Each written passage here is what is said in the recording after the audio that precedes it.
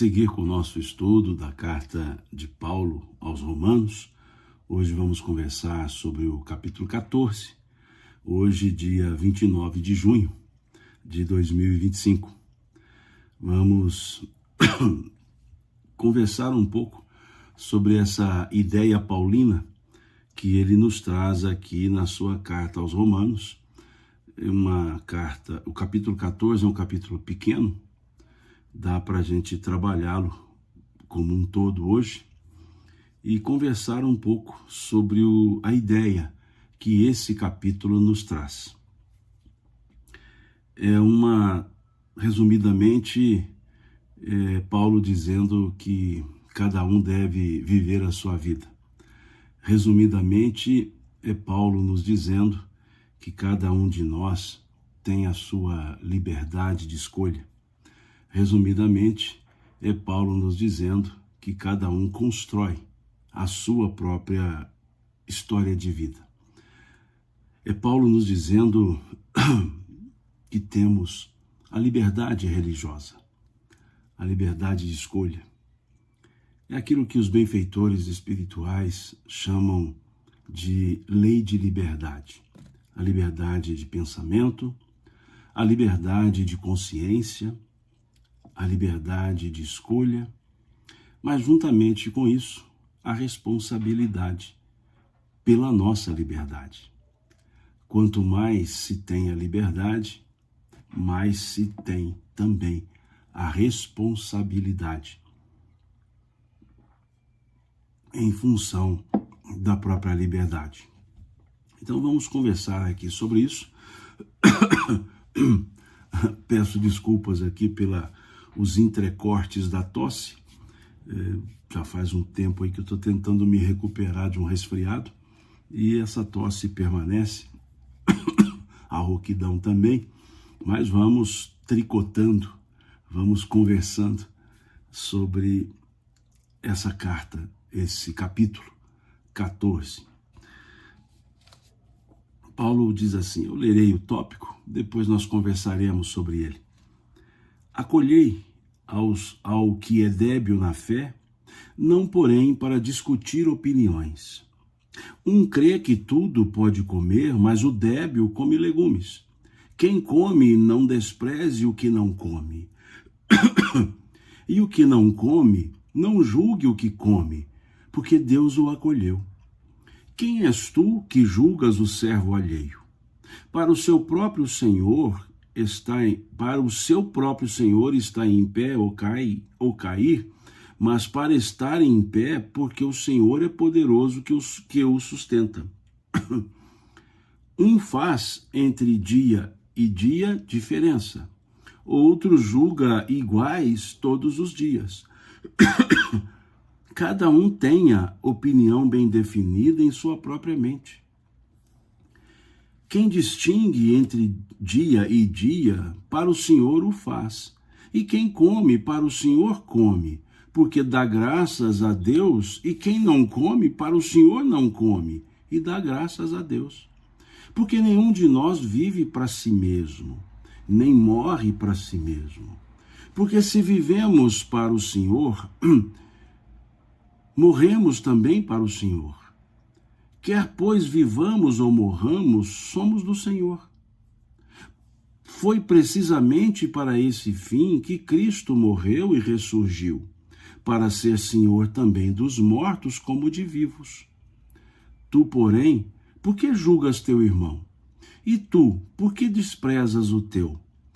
Pois todos comparecemos perante o tribunal de Deus, como está escrito.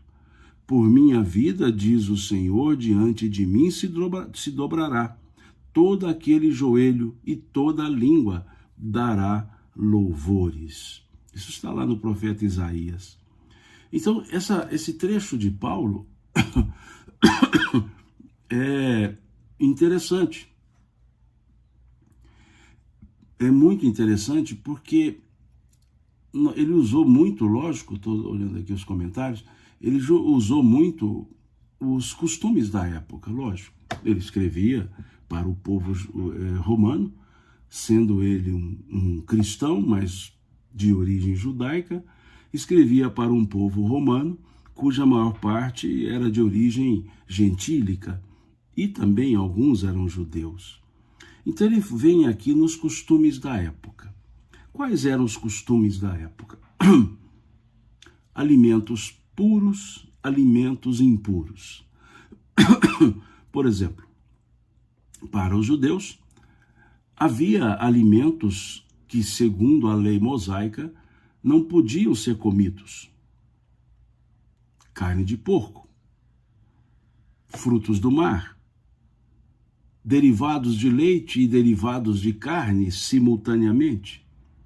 Então a lei mosaica estabelecia estruturas externas, costumes externos.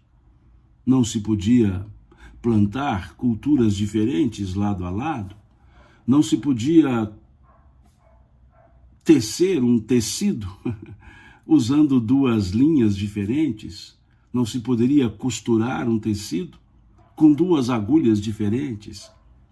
Essas não eram proibições judaicas, eram proibições que, à época de Paulo, efervesciam. Era isso que Paulo chamava de obras da lei. Quando Paulo dizia que as obras não salvam ou não salvavam, é porque ele se referia a esse tipo de obra, não era a obra caritativa. Obra caritativa, quem dela falou foi o apóstolo Tiago, na sua epístola. Paulo criticava essas obras da lei. Dizia ele que mais do que a exterioridade, era a interioridade. Paulo defendia, aqui já estudamos na carta aos Romanos, Paulo defendia a fé, a justificação pela fé e não pelas obras da lei. Obras da lei, algumas delas são essas. E aqui ele fala também do respeitar os dias. Dizia ele, para alguns todo dia era igual, para outros tinha dias mais importantes do que os outros. Também uma alusão à lei judaica, que pedia e pede para se resguardar o dia de sábado, que é aquela ideia do sétimo dia, lá da parábola da criação, em que Deus teria descansado. Durante 6 dias, Deus constrói as suas obras e no 7º dia, ele descansa. Baseado nisso, a estrutura judaica diz que deve-se guardar o dia de sábado. E Jesus foi muito criticado por algumas atitudes nos dias de sábados que não eram permitidas. Quando ele cura um homem em um dia de sábado, ele é repreendido, porque no dia de sábado não se podia fazer esforços. E curar uma pessoa era um esforço. E ainda mais pedir para essa pessoa sair andando e carregando o seu leito, carregando o seu catre. E ele foi, de certa forma, criticado por isso. Foi quando ele disse que o sábado foi feito por causa do homem, e não o homem por causa do sábado. Então Paulo aqui, quando ele diz que para alguns o dia é dia, versículo 5, ele diz, um faz diferença entre dia e dia, outro julga iguais todos os dias. Ele está fazendo alusão a essa característica. E por que ele traz esses aspectos? Porque ali Paulo trazia um novo conceito existencial, tentando nos mostrar que a ideia trazida pelo Cristo não se edificava sobre costumes, que a mensagem trazida pelo Cristo não se fundamentava em exterioridades. Então Paulo tenta mostrar na convivência entre judeus cristãos, gentios cristãos, que houvesse um respeito entre eles.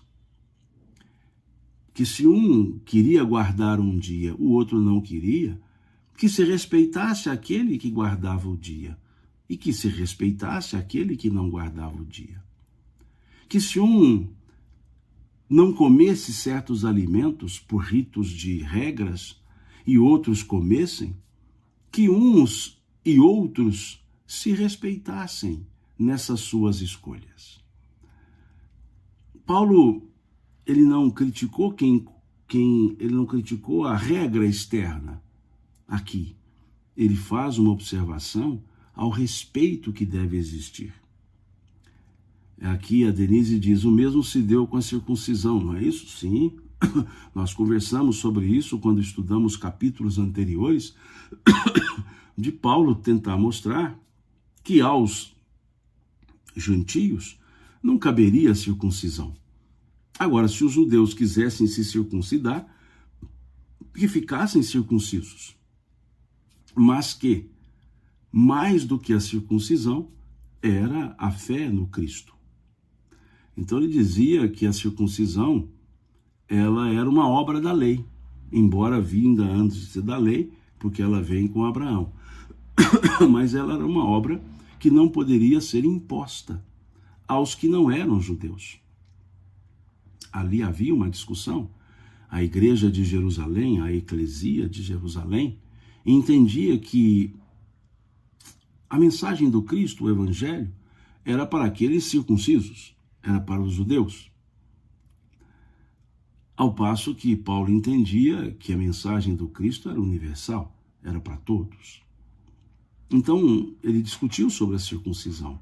E aqui, digamos que superada essa questão, ele vem trabalhar com o respeito às pessoas.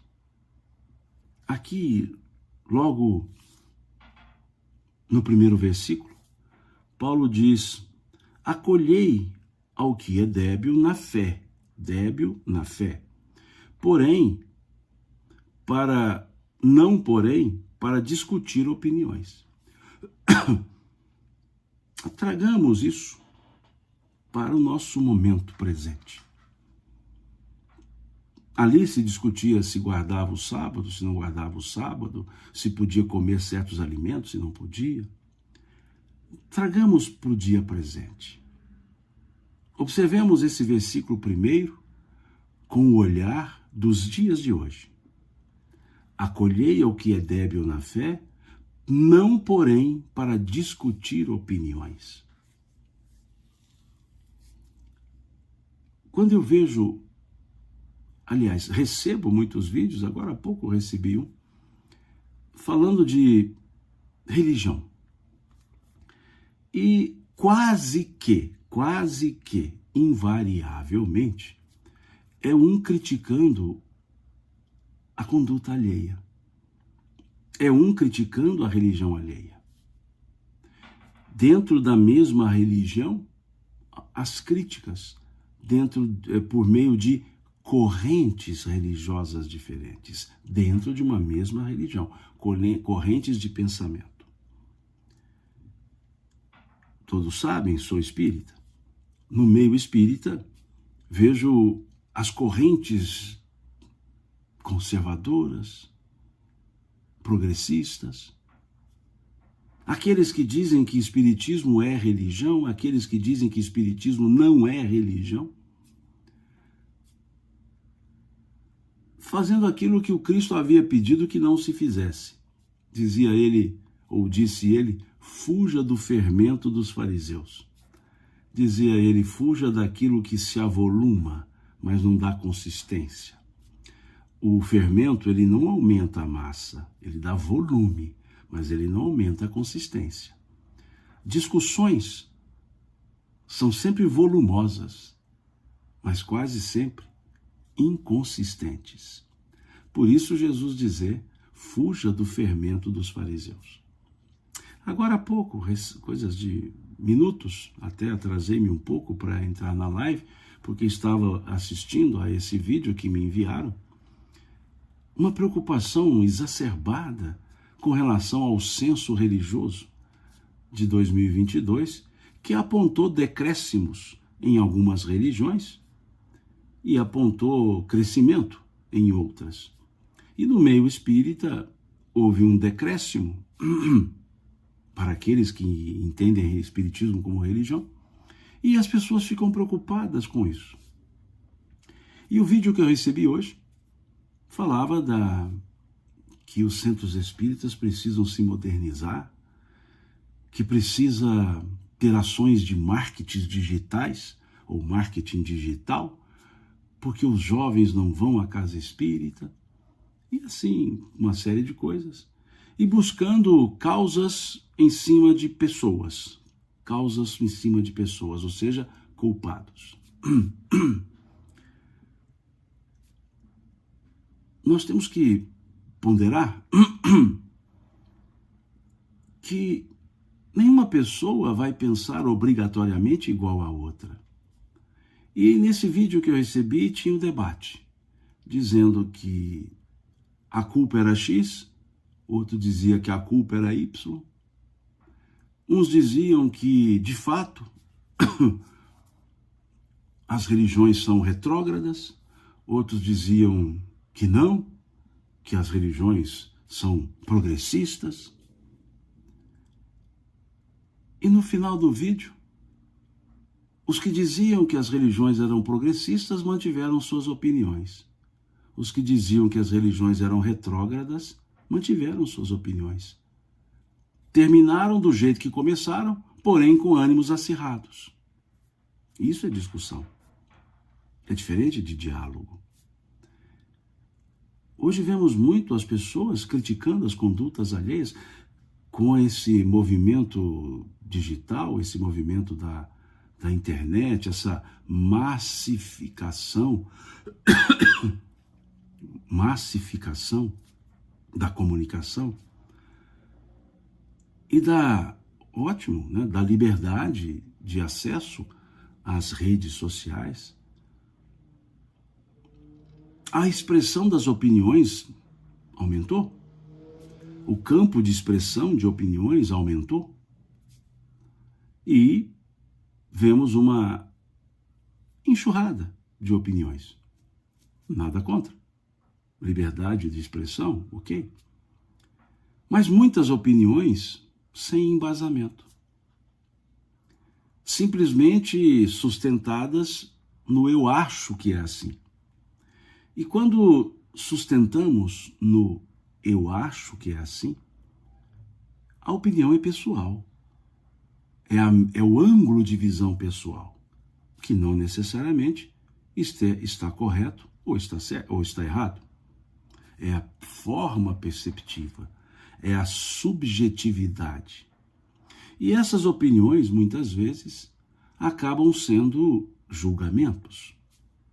Algumas até transcendem ao julgamento. Algumas passam a ser sentenças. Nem se julga, já se aplica a sentença. E surgem esses debates infrutíferos.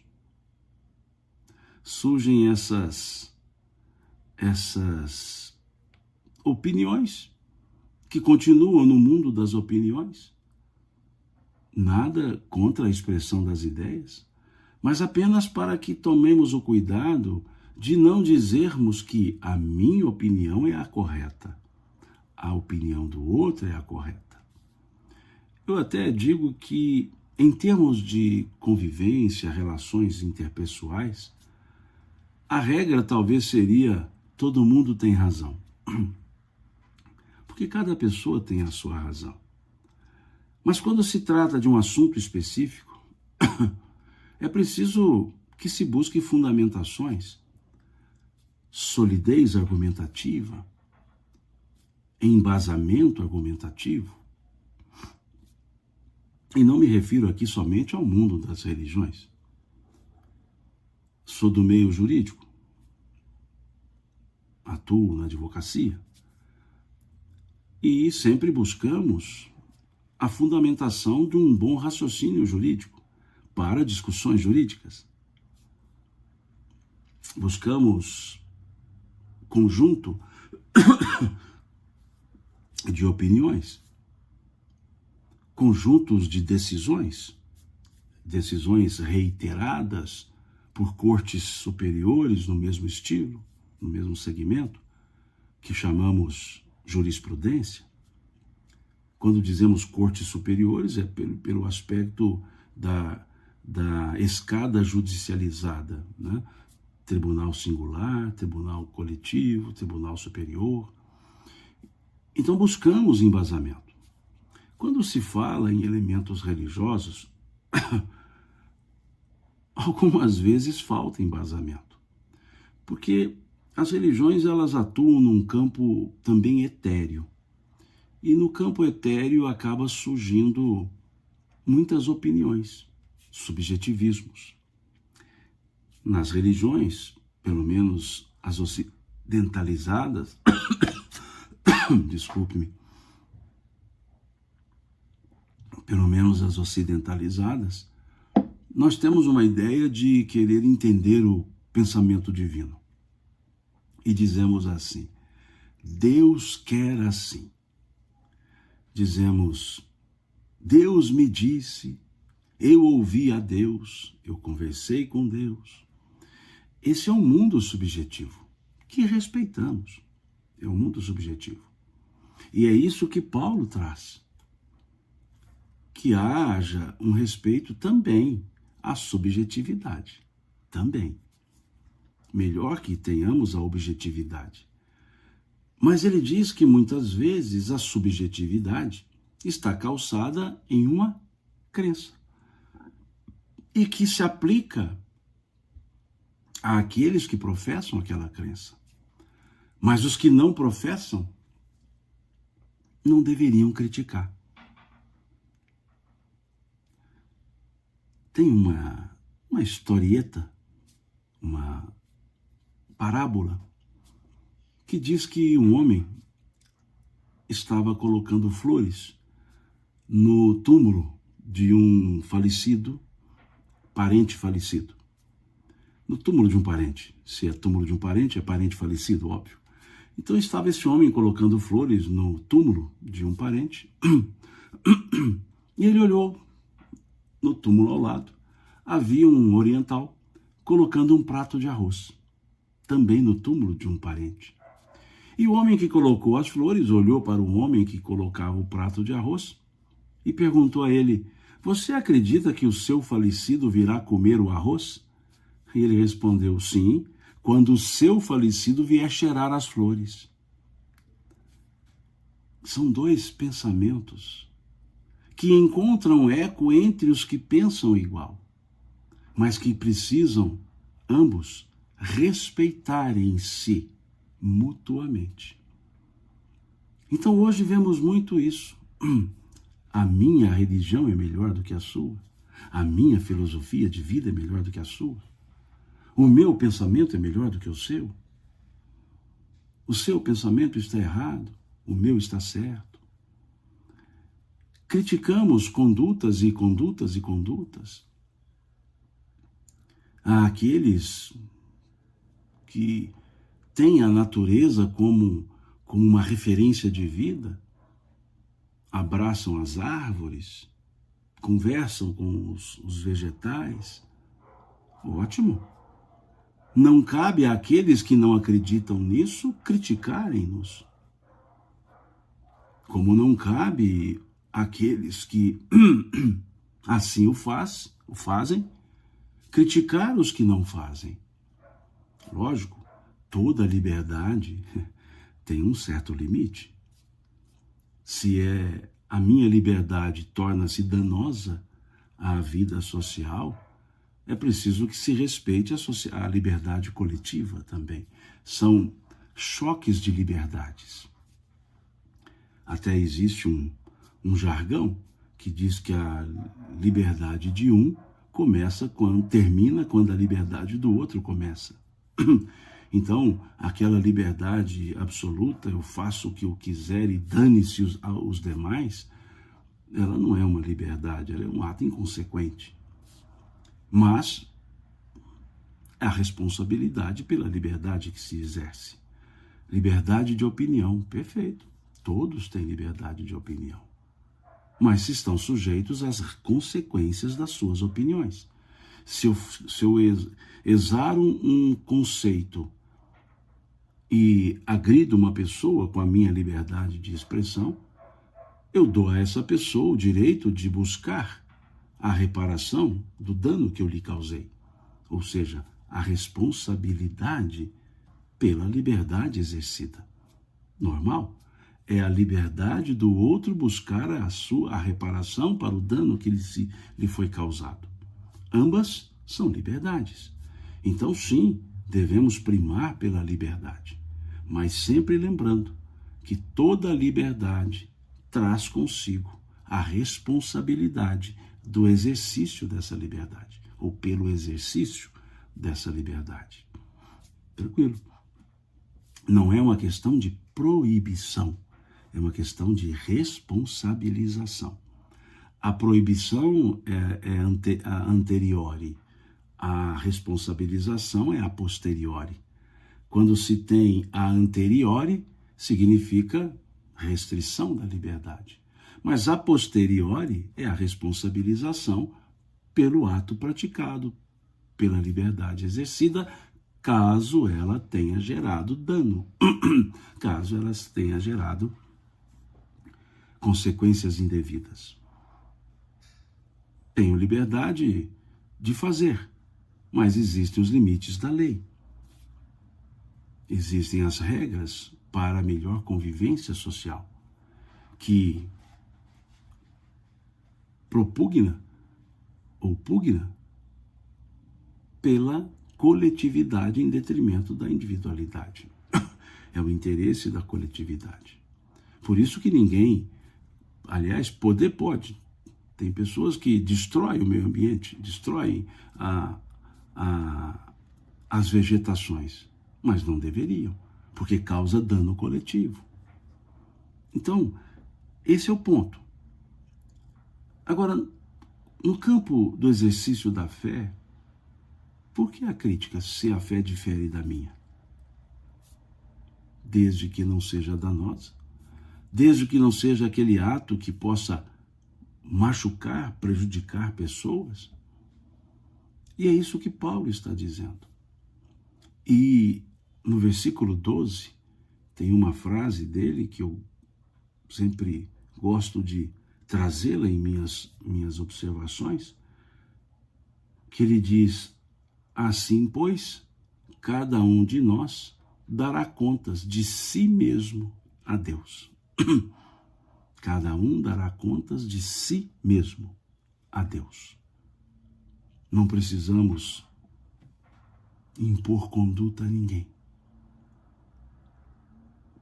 E por que cada um de nós dará contas de si mesmo a Deus? Porque cada um de nós tem sua própria consciência. E se olharmos a questão 621 do Livro dos Espíritos, nós veremos que a lei de Deus está na nossa consciência.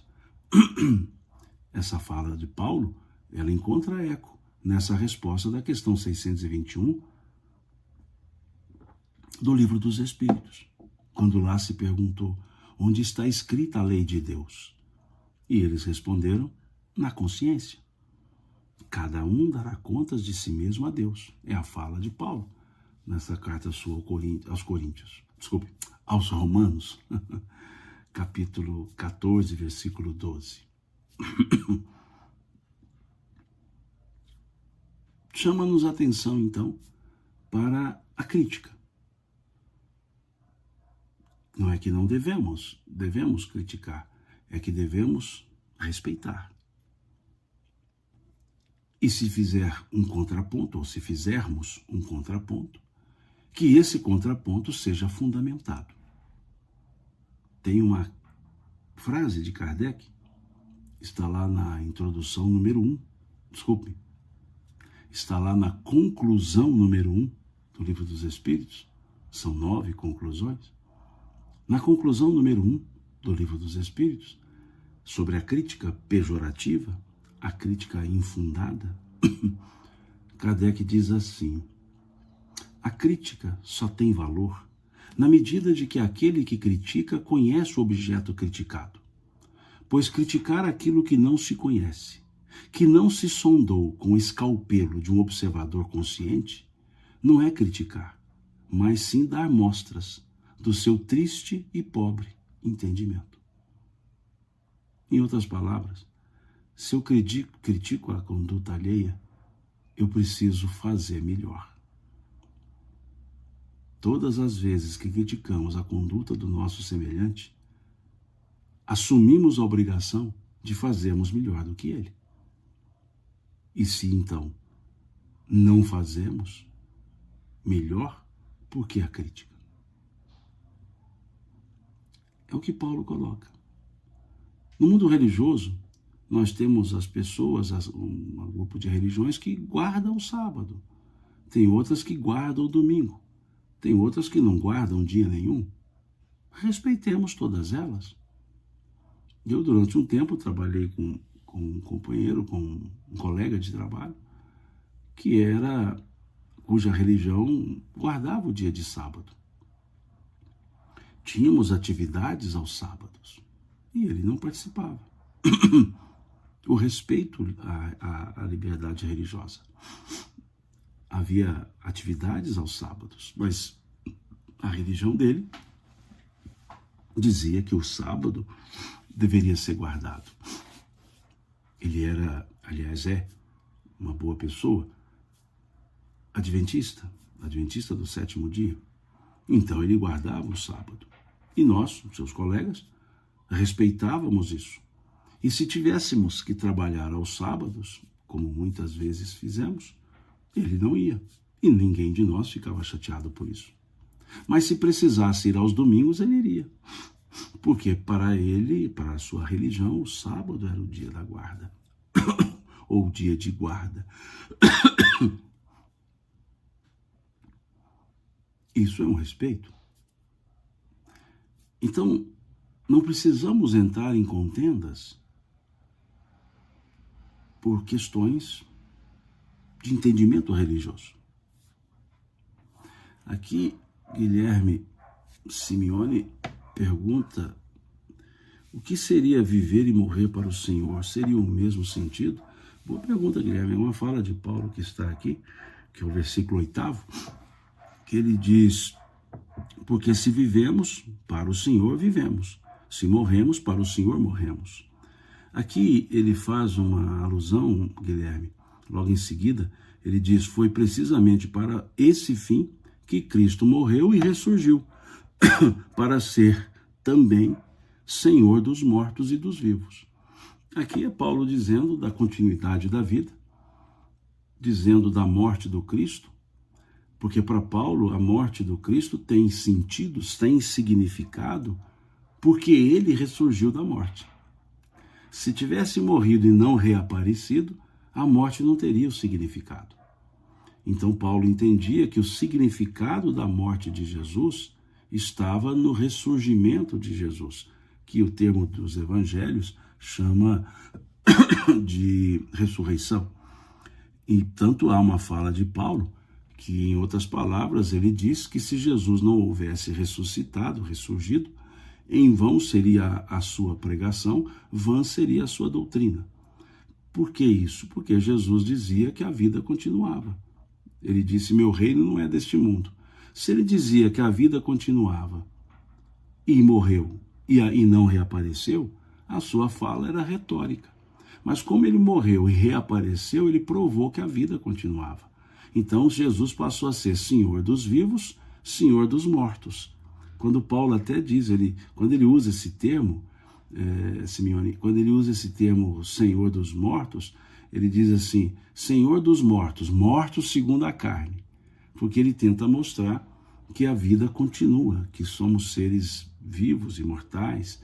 Então, por isso ele trabalhar, que é Senhor do que vivemos para Deus e morremos para Deus, ou seja, que aquela morte material, corporal, a morte da carne, como diz o apóstolo, ela é apenas uma transição de um mundo para o outro.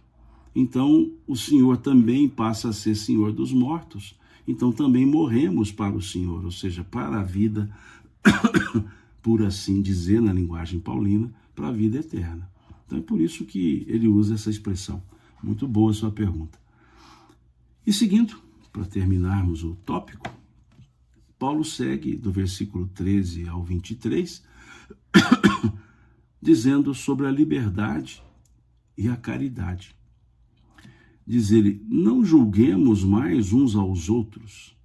Pelo contrário, tomai o propósito de não pôr de tropeço ou escândalo ao vosso irmão. Aqui, Paulo nos remete ao Evangelho de Mateus, salvo engano, lá no Sermão do Monte, o capítulo 7, já logo no primeiro versículo. Não nos julguemos mais uns aos outros. Pelo contrário, tomai o propósito de não pôr de tropeço ou escândalo ao vosso irmão. Interessante esse dizer. E ele segue, depois analisamos. Eu sei e estou persuadido no Senhor Jesus de que nenhuma coisa é de si mesma impura, salvo para aquele que assim a considera. Para esse é impura. Se por causa de comida o teu irmão se entristece, já não andas segundo o amor fraternal. Por causa da tua comida, não faças perecer aquele a favor de quem Cristo morreu.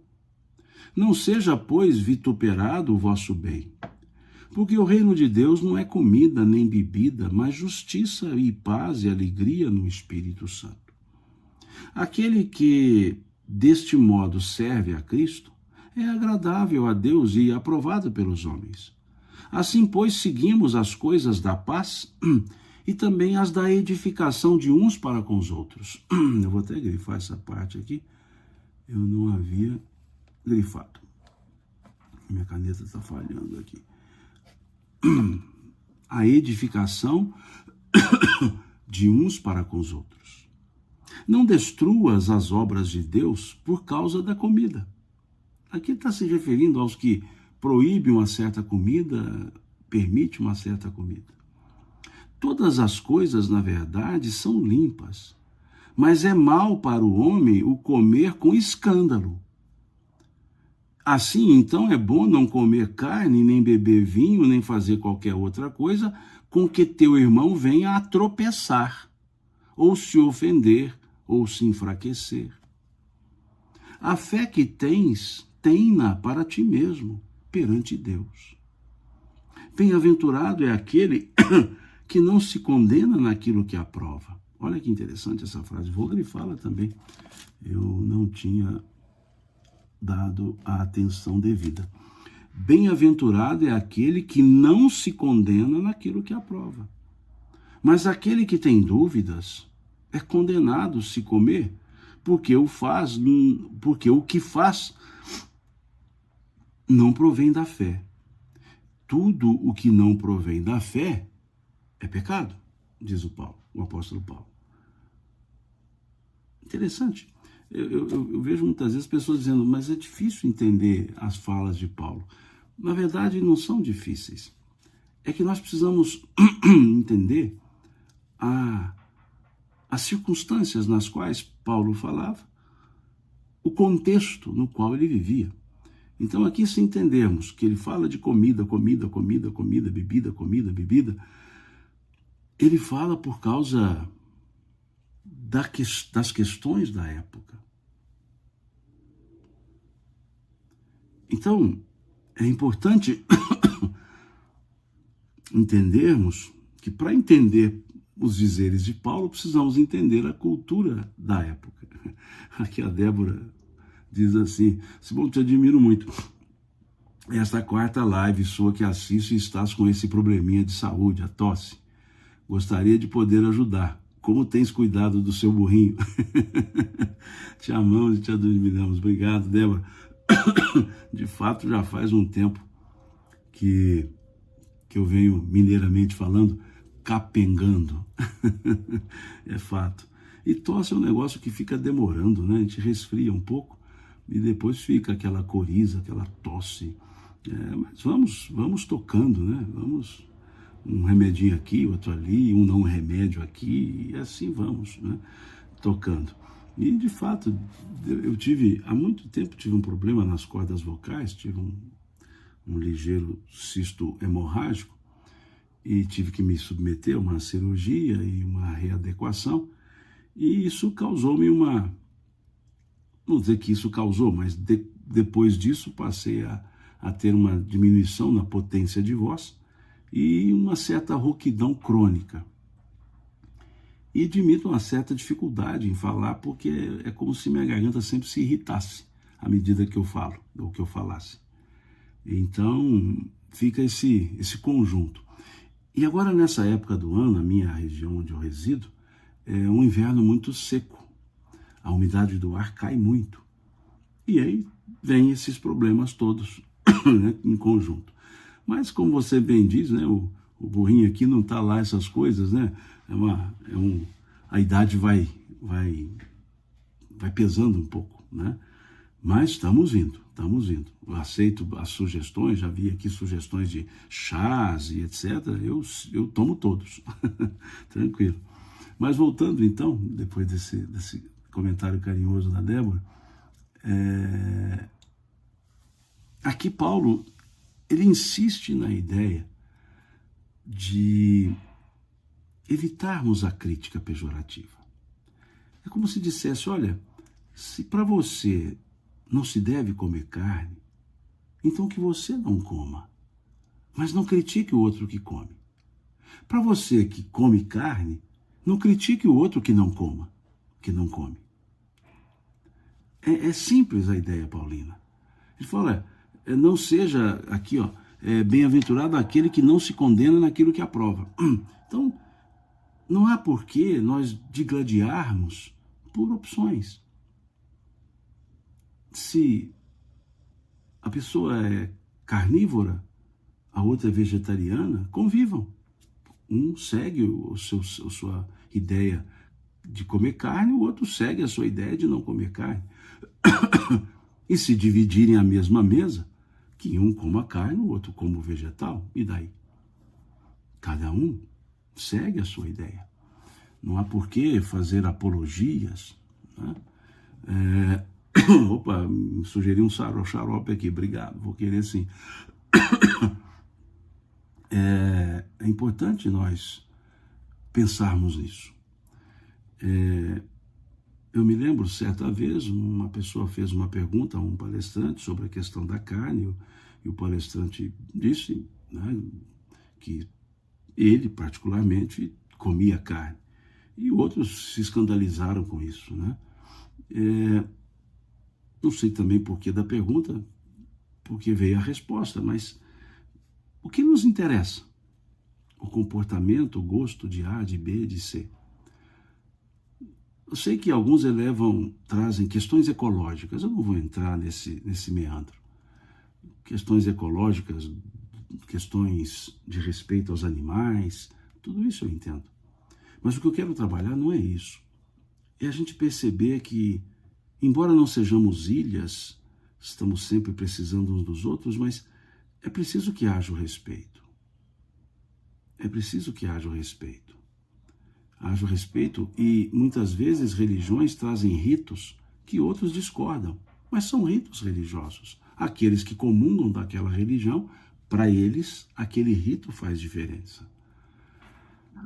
Para os que não comungam, o rito não faz diferença. Então é importante nós olharmos com a lente dos outros aquilo que os outros fazem.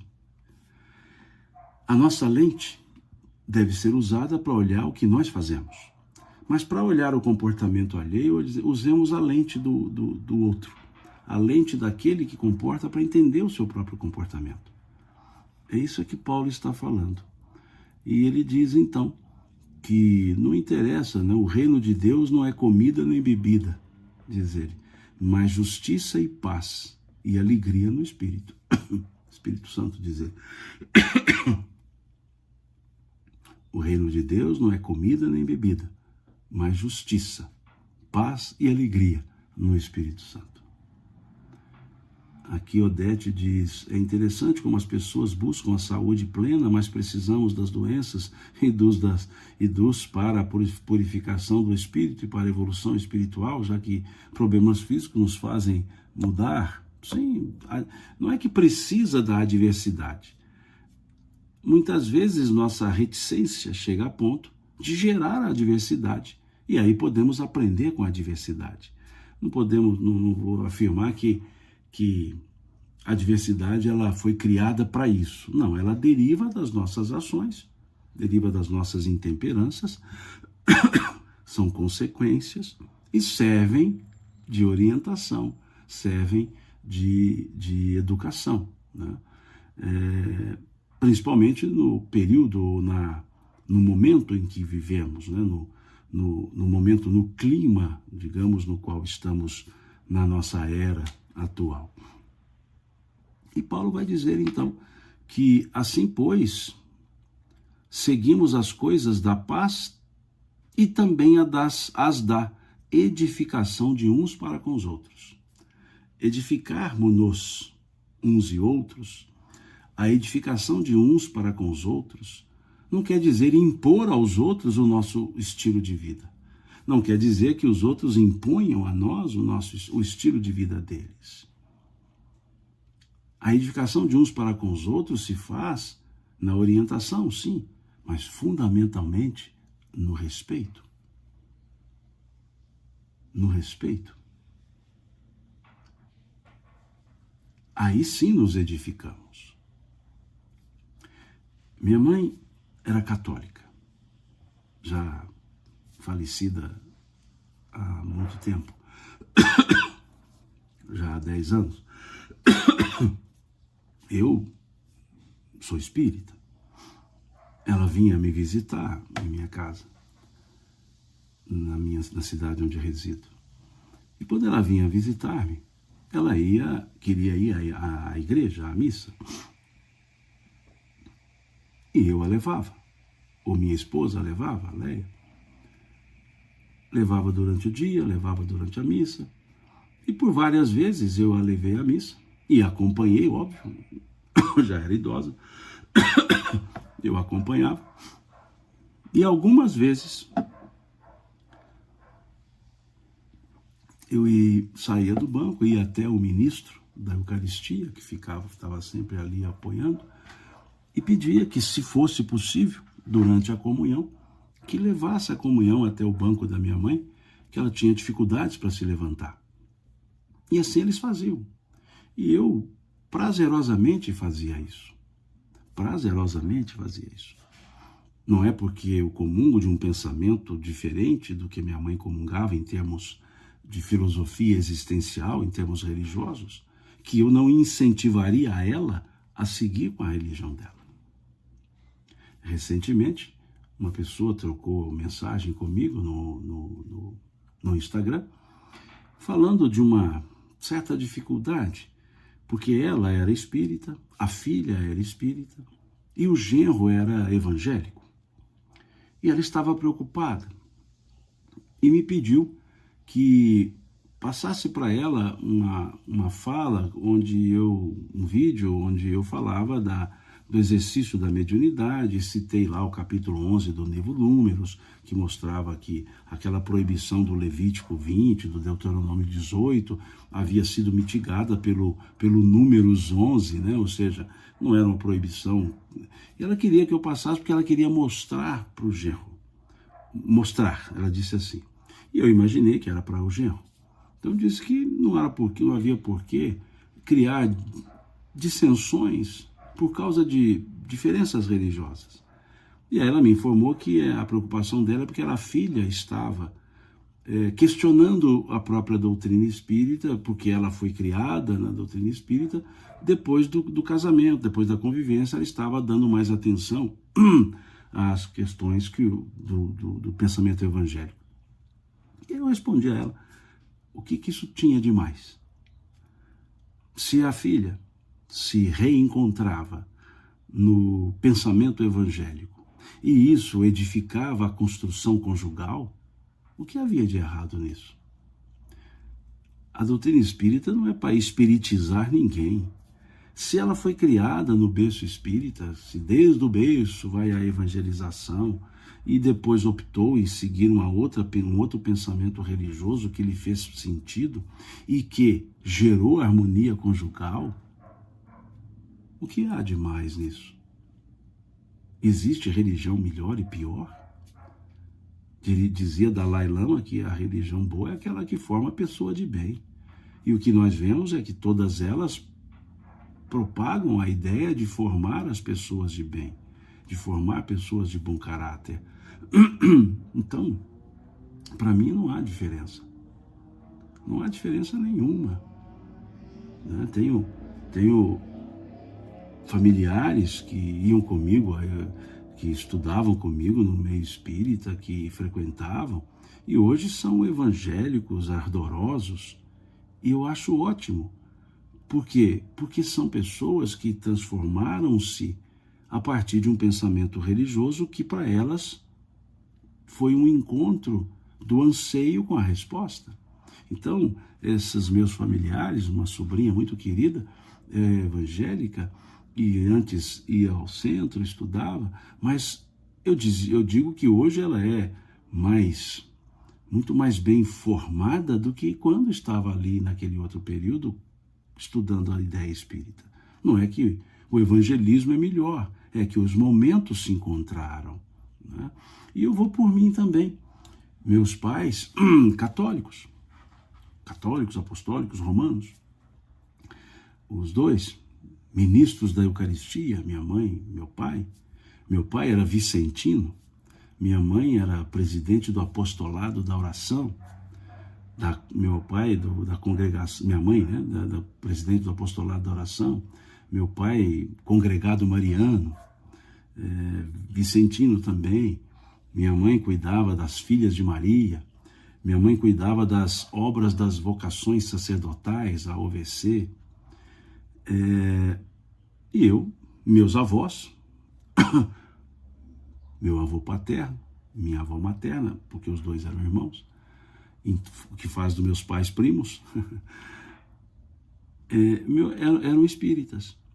E eu cresci no meio católico, no meio espírita, e nunca vi nenhum digladio entre meu avô e minha mãe. Eu aprendi muito do espiritismo com meu avô.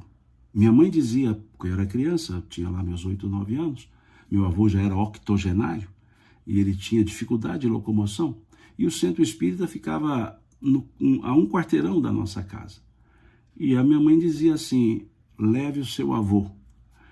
Ela o chamava por tio, né? Porque ele era tio dela. Então ela dizia, leva o tio João ao centro. E eu ia levá-lo. Como? Uma bengala humana. Ele se apoiava nas minhas costas, na minha nuca, se apoiava e ali eu ia como uma bengala humana. E ia com ele ao centro. Ficava ali com ele, ouvindo as falas, voltava para casa. Minha mãe dizia, vá para a aula de catecismo, vá ser coroinha. E assim fiz também. Meu avô ia para a casa dos meus pais, eles moravam de frente. Ele ia para a casa dos meus pais para ouvir os discos compactos, LPs, que tinha falas do Chico. O Chico gravava discos com leituras. Então ele ia para casa, porque na casa dele não tinha, os novos talvez não vão saber o que é, não tinha a radiola, a vitrola, né? Aquela radiola que era rádio e toca-disco. Então ele ia para casa. E ali minha avó falava, minha mãe, aliás, pedia, vá acompanhar seu avô para colocar o disco na vitrola, para colocar a agulha no disco, para virar o disco quando necessário. Meu avô gostava de ouvir a mesma faixa, então ele acabava de ouvir e falava assim, põe de novo. Aí eu punha a agulha de novo. E assim ficava. Então, havia um respeito muito grande entre todos. E, para mim, o Espiritismo respondeu mais. Trouxe-me respostas que, para mim, foram mais profundas. Então, sou espírita há décadas. E nem por isso houve dissensão. E eu respeito muito. O meu estudo bíblico, meu parco conhecimento bíblico, me devo à minha mãe, que cuidava dos personagens da Semana Santa. Na sexta-feira da Paixão, ela fazia lá um desfile dos personagens da religião, do cristianismo, do judaísmo, e ela já era também mais idosa, tinha dificuldades para ler as letrinhas pequenas da Bíblia. E eu, quando criança, então, ela pedia que eu lesse as histórias daqueles personagens que ela levava. E ela levava desde os personagens parabólicos aos míticos, né? Então, de Adão a Apocalipse, ou seja, de Gênesis a Apocalipse, levava tudo. Me lembro que teve uma das sextas-feiras da Paixão que ela levou mais de 100 personagens. E eu tinha que ler a história deles, pesquisar ali na Bíblia a história deles. Então eu devo muito a ela esse meu serpentear pela Bíblia, ou seja, esse pesquisar, estudar sobre os personagens. Boa parte do meu letramento, desculpe, eu estou um pouco resfriado, aliás, muito. Boa parte do meu letramento se fez nesse conjunto de estudos bíblicos, né, de lendo para minha mãe esses estudos. Então, veja, por que criticar? Nunca, nunca. Né? Tenho excelentes amigos de diversas religiões e temos bons diálogos, sem nenhum querer transformar o outro. Isso é que é importante.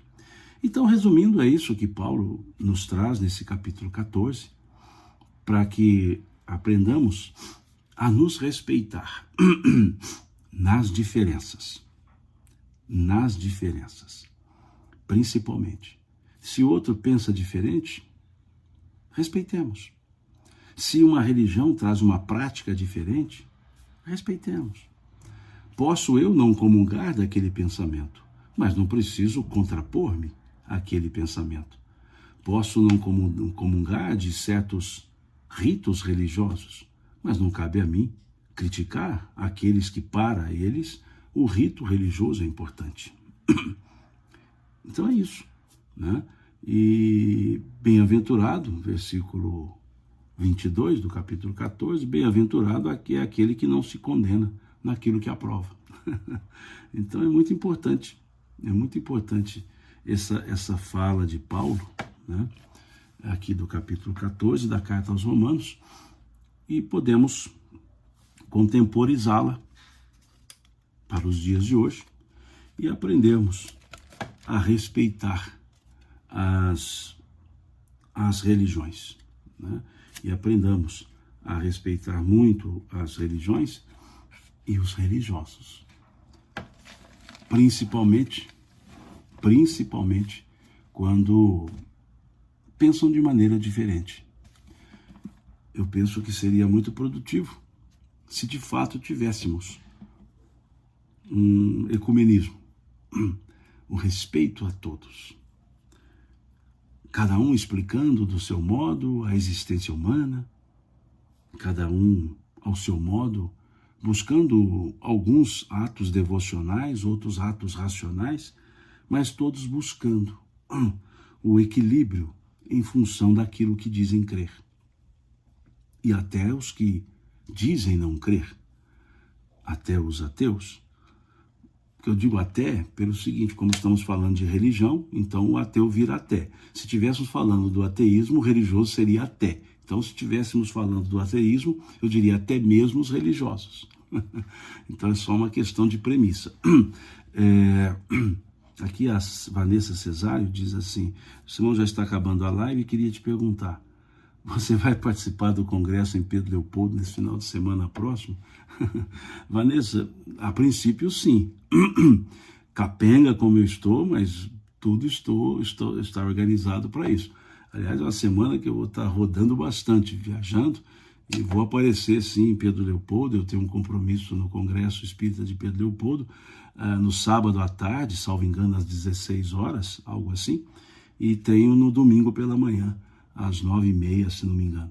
Então, no domingo que vem, inclusive, não teremos o estudo da Carta de Paulo, porque estarei em Pedro Leopoldo, uma belíssima cidade, povo agradabilíssimo, nesse congresso espírita. Então, a princípio, sim, salvo se houver alguma dificuldade na saúde, mas creio que não, né? Então, estarei sim, tá? Obrigado por perguntar. Aqui a Rodri, NM Rodri, diz: gosto desses estudos, pois vão muito além das cartas de Paulo, que são excelentes, mas trazendo para as nossas vidas. Lógico, nem tudo que foi feito, foi falado lá no passado, dá para trazer para o presente. Muitas condutas não dão para serem trazidas ao presente, porque eram circunscritas à época e a um povo. Então, nem tudo. Mas, à medida do possível, sim, podemos contemporizar. Agora, as falas de Jesus, todas elas podem ser contemporizadas, podem ser trazidas para o tempo presente. Porque é o que disse Pedro a Jesus, né? Tu tens as palavras de vida, tu tens as palavras de vida eterna. Então, se são palavras de vida eterna, é porque não perecem, é porque são sempre vivas e sempre úteis em quaisquer épocas. Então é interessante. E é por isso que gosto de estudar os textos dos evangelhos, estudar a carta de Paulo. Vejam que aqui eu não imprimo nenhum viés teológico. Eu não digo que esse estudo é um estudo espírita da carta de Paulo. Não. Esse é um estudo que o Simão faz da carta de Paulo. Não tem viés teológico nem viés de ser espírita. Até alguns já me disseram, mas você é espírita e fica falando das cartas de Paulo. Que mal tem. Aliás, eu vejo que muito bem tem, né? Eu aqui não estou trazendo nenhum ponto doutrinário, nada disso. Estou estudando, a princípio, seguindo até uma orientação paulina, né? Dizia ele, observai tudo e retende o que for bom. Então, somos abertos ao conhecimento. Não é uma miscelânea de coisas, mas aberto ao conhecimento. E acho válido esse estudo, acho válido as cartas, acho todas elas paulinas. Diferenciamos o que é costume da época, o que é pensamento próprio, mas também consigamos extrair o espírito da letra, né? O que é o que vem. Então aqui, esse estudo nosso das cartas de Paulo aos Romanos, não é um estudo sob a ótica espírita, eu nunca disse isso. É um estudo com todos os riscos de erro, um estudo sob a ótica nossa. Ou seja, minha, que estou falando, de vocês que estão escrevendo. Porque aqui nós temos um diálogo, monólogo verbal, mas escrito por vocês. Vocês interagem, trazem as opiniões, trazem perguntas, trazem circunstâncias. Então, esse é um estudo, um diálogo que temos.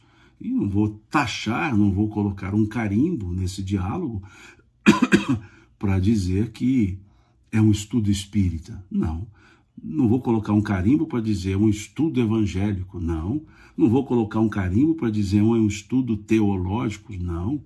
É um estudo exegético. Não. É um estudo. E, sendo espírita como sou, é natural que eu traga algumas referências para algum raciocínio. Mas não estou trazendo em momento nenhum dizendo, Paulo disse isso porque ele era também espírita. Não era impossível de ser na época. Mas é uma questão de chave interpretativa.